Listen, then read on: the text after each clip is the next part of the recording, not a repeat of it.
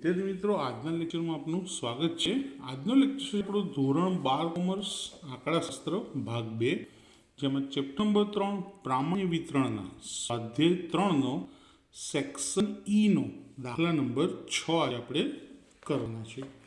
દાખલા નંબર 6 એક અલગ પ્રકારનો દાખલો છે। કેમ તો સૌથી પહેલા આપણે તેની રકમ જોઈએ અને સમજીએ, પછી તમને જણાવું કેમ એ દાખલો અલગ કહી રહ્યો છું। દાખલા નંબર 6 ની અંદર શું કહેવામાં આવેલું છે તમને તે જોઈએ આપણે સૌપ્રથમ।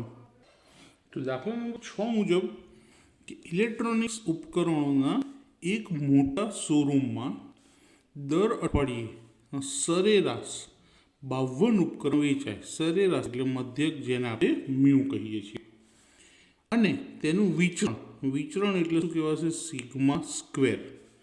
9 એકમ સ્ક્વેર છે।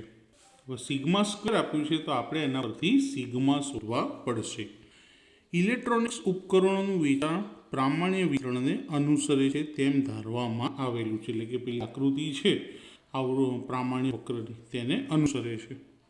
50 અઠવાડિયામાં કોઈ એક અઠવાડિયા દરમિયાન ઉપકરણોનું વેચાણ x1 એકમ અને 61 એકમની વચ્ચે થયું હોય, એટલે કે x1 ની કિંમત નથી આપી, x2 ની કિંમત આપી છે, આપણે આને x ધારી લઈએ, ની વચ્ચે થયું છે અને તેની સંભાવના આપેલી છે આપણને 0.1574। તો x1 ની કિંમત અંદાજો, એટલે કે પહેલા આપણે x1 અહીંયાના શોધવા પડશે। તેમજ કેટલા અઠવાડિયા દરમિયાન ઉપકરણોનું વેચાણ 55 એકમથી વધુ હશે તેનો અંદાજ, એટલે કે બે દાખલા ગણવાના થયા, અને એવી રીતે x1 ના આપેલા હોય અને x2 આપેલા હોય એવો પહેલી વખત દાખલો આવ્યો છે। એટલે પહેલો દાખલો થશે x1 શોધવાનો, અને ત્યારબાદ બીજો દાખલો થશે 55 એકમથી વધુ વેચાણ થાય તેનો અંદાજ શોધવાનો, એટલે કે સંભાવના શોધવાનો થશે, અને કેટલી સંખ્યા। તો આપણે હવે દાખલાની શરૂઆત કરીએ। પહેલા વિગત લખી લઈએ અને જોઈ પણ લઈએ વિગતને।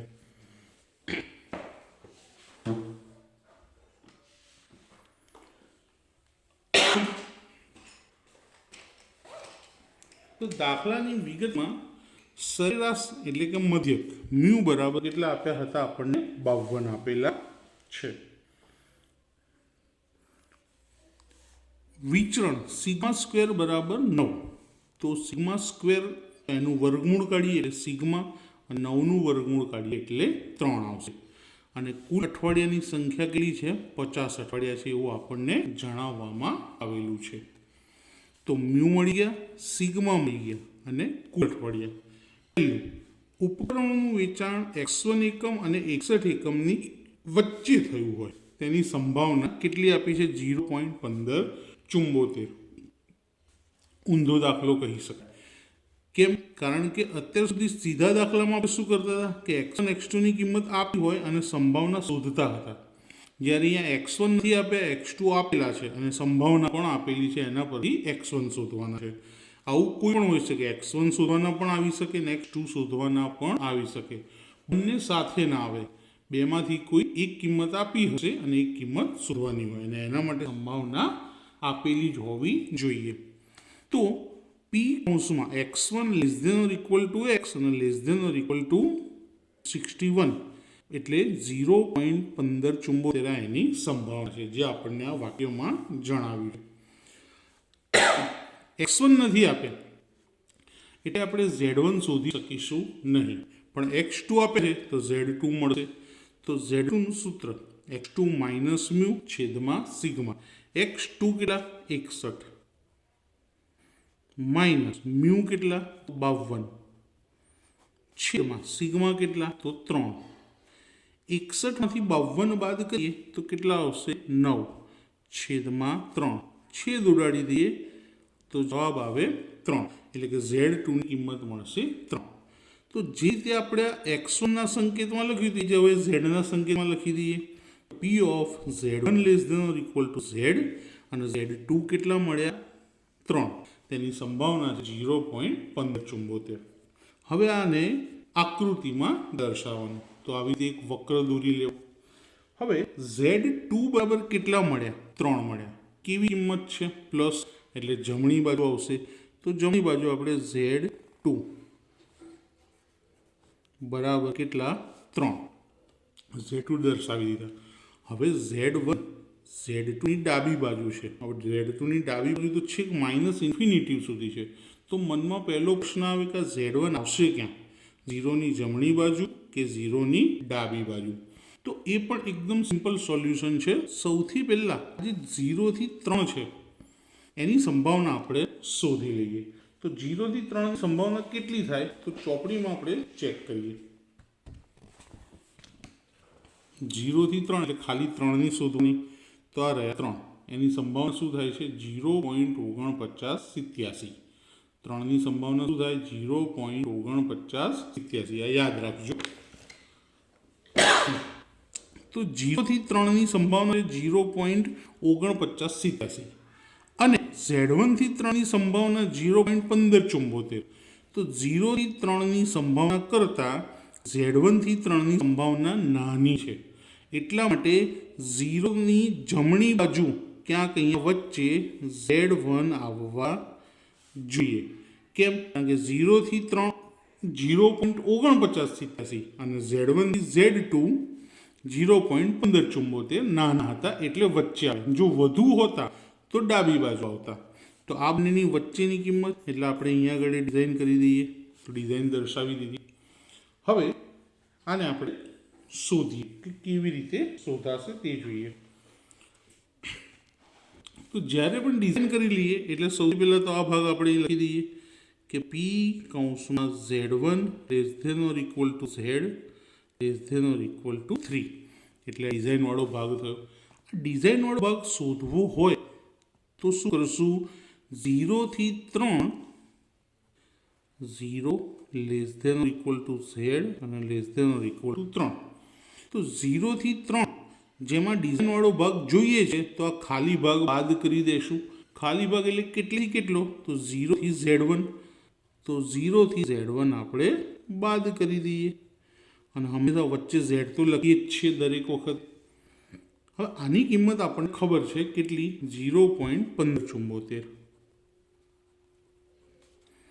0 થી 3ની કિંમત હમણાં જ જોઈ હતી 0.4987 અને 0 થી Z1 ખબર જ નથી. કેમ? કારણ કે Z1ની કિંમત આપણે શોધી શક્યા નથી કારણ કે X1 જ આપ્યા નથી.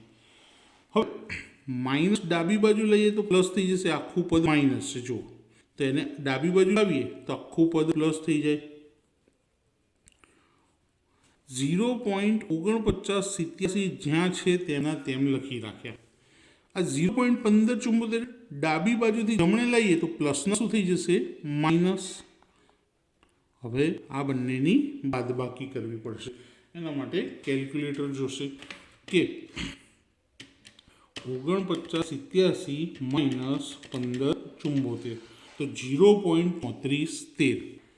તો P of 0 ≤ Z ≤ Z1 બરાબર 0.3413. તો 0.3413 આપણને કોષ્ટકની અંદર એક્ઝેક્ટલી મળી જશે. જો તમને લોકોને યાદ હોય આગળના દાખલા તો જો એકની કિંમત છે 0.3413 એક્ઝેક્ટલી. કોની કિંમત છે? એકની કિંમત છે. એટલે કે આપણો Z1 શું મળશે? આપણને 1 મળશે. તો એ લખીએ કે Z ટેબલમાં જોતા 0.3413 ને અનુરૂપ Z પ્રાપ્તાંક 1 મળે છે. તો માટે Z1 બરાબર 1. હવે Z1 બરાબર +1 કેમ લીધો? કારણ કે Z1 એ Z બરાબર 0ની કઈ બાજુ છે? જમણી બાજુ. તો Z1 એ Z બરાબર 0ની જમણી બાજુ છે. એટલા માટે આપણે પ્લસ રાખ્યો. જો ડાબી બાજુ હોત તો માઇનસ રાખતા. હવે Z1 મળી ગયા છે તો Z1નું સૂત્ર લખી અને X1 શોધી શકાશે.